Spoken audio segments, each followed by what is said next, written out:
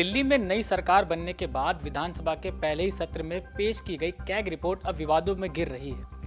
पहले ही सत्र में रिपोर्ट का तथाकथित दिल्ली शराब घोटाला चैप्टर खोला गया है, जिस पर अब जमकर बवाल हो रहा है।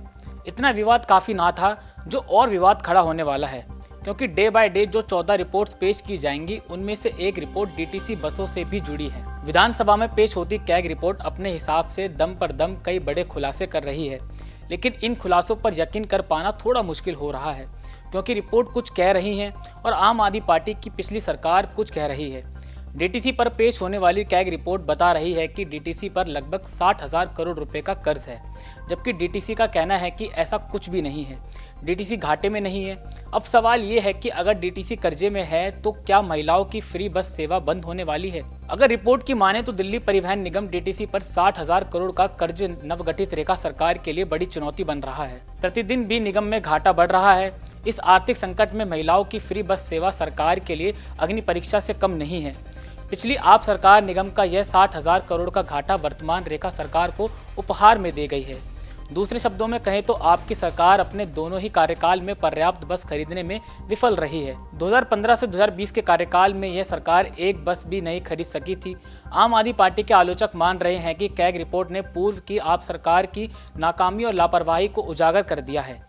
कैग ने इस बात से पर्दा उठा दिया है कि किस तरह से सरकार की लापरवाही के चलते डीटीसी का घाटा बढ़ता जा रहा है। रिपोर्ट के अनुसार रूट निर्धारण में गड़बड़ी के कारण दिल्ली परिवहन निगम डीटीसी को भारी नुकसान सहना पड़ रहा है। 3 वर्षों में दिल्ली परिवहन निगम का घाटा 35,000 करोड़ से ऊपर पहुंच गया है। वर्ष 2012 के दिल्ली सरकार के मानक के अनुसार 5,500 बसों की जरूरत थी। इसकी तुलना में लगभग 4,000 बसें चलती हैं। 2015-16 के 25,300 करोड़ रुपए से बढ़कर 2021-22 में लगभग 60,750 करोड़ हो गया है। नियंत्रक एवं महालेखा परीक्षक कैग ने अपनी रिपोर्ट में कहा कि यह घाटा इसलिए भी बढ़ गया है कि 45% बसें ओवर एज हैं और बड़े स्तर पर खराब रहती हैं, जिसके परिणाम स्वरूप बेड़े का उपयोग औसत से कम है। लेखा परीक्षक ने कई खामियों की ओर इशारा किया है, जिसमें परिवहन उपयोगिता की अपने बेड़े को बढ़ाने में असमर्थता भी शामिल है। जबकि दिल्ली परिवहन निगम डीटीसी ने सोशल मीडिया प्लेटफॉर्म एक्स पर अपने हैंडल से 27 फरवरी को एक पोस्ट शेयर करते हुए लिखा कि डीटीसी की मेहनत सुर्खियों में। सार्वजनिक परिवहन सिर्फ यात्रियों को एक जगह से दूसरी जगह पहुंचाने का साधन नहीं, बल्कि नवाचार, सुरक्षा और सतत विकास का प्रतीक है। और जब इन प्रयासों को सिर्फ पुरस्कार ही नहीं बल्कि मीडिया में भी सराहना मिले, तो यह पूरे दिल्ली परिवहन निगम डीटीसी के लिए गर्व का क्षण बन जाता है। हमें ये बताते हुए खुशी हो रही है कि हमारे प्रयास नेशनल पब्लिक बस ट्रांसपोर्ट अवार्ड में सम्मानित होने के बाद अब खबरों की सुर्खियों में भी है। कुल मिलाकर डीटीसी ये बताने की कोशिश कर रहा है कि उसे कोई दिक्कत नहीं है, वो खुशहाल है, लेकिन कैग कह रही है कि डीटीसी घाटे में है। बता दें कि 2007 में दिल्ली हाई कोर्ट ने कहा था कि डीटीसी के पास 11,000 बसों का बेड़ा होना चाहिए। 5 साल बाद दिल्ली कैबिनेट ने तय किया है कि दिल्ली में 5,500 बसें होंगी।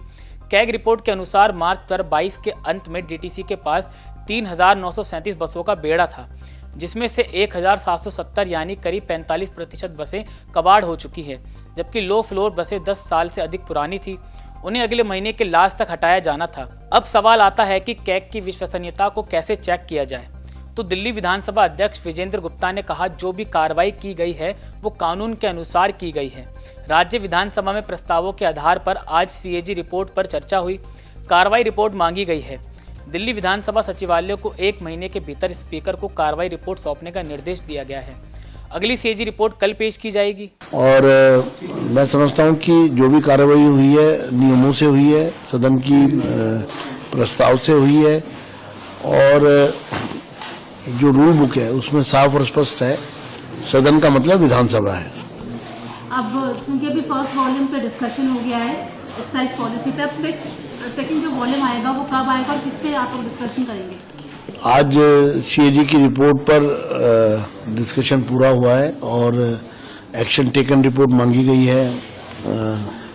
दिल्ली की जो असेंबली सेक्रेटेरिएट है उसको डायरेक्ट किया गया है कि 1 महीने के अंदर अंदर पैरावाइज एक्शन टेकन रिपोर्ट जो है वो कंपल्सरी पॉजिटिवली वो स्पीकर के पास पहुंच जाए।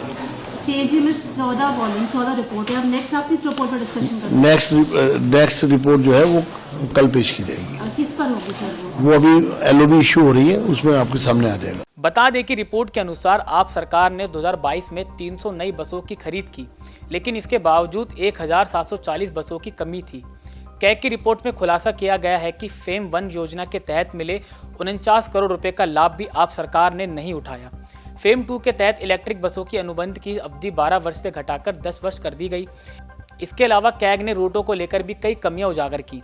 रिपोर्ट के अनुसार दिल्ली के 468 मार्गों पर बसों का संचालन किया जा रहा है। किसी भी मार्ग पर चलने वाली बस अपना उस रूट का खर्च वसूलने में भी नाकाम रही है। इस कारण 2015 से लेकर 2022 तक डीटीसी को 14,199 करोड़ रुपए का घाटा हुआ। यह रिपोर्ट भी उन रिपोर्ट्स में ही शामिल है जिसे आप सरकार ने विधानसभा में रखने से इनकार कर दिया था। साल 2009 से डीटीसी बसों के किराए में भी कोई बदलाव नहीं हुआ है। 2009 से डीटीसी बसों के किराए में कोई बदलाव नहीं हुआ है। महिलाओं को फ्री बस सेवा योजना शुरू करने से बोझ और बढ़ गया है। कैग ने बताया कि डीटीसी को घाटे से निकालने के लिए किसी ठोस योजना की जरूरत है। अब सवाल है कि वो ठोस योजना क्या होगी? क्या दिल्ली में महिलाओं की फ्री बस सेवा बंद होने वाली है? ये देखने वाली बात होगी। फिलहाल के लिए इतना ही। इस खबर के पीछे आपकी क्या राय है, कमेंट बॉक्स में कमेंट करके जरूर बताइएगा। नमस्कार। हमसे जुड़े रहने के लिए हमारे YouTube चैनल को सब्सक्राइब करें और नई वीडियो की नोटिफिकेशन के लिए बेल आइकॉन को दबाएं।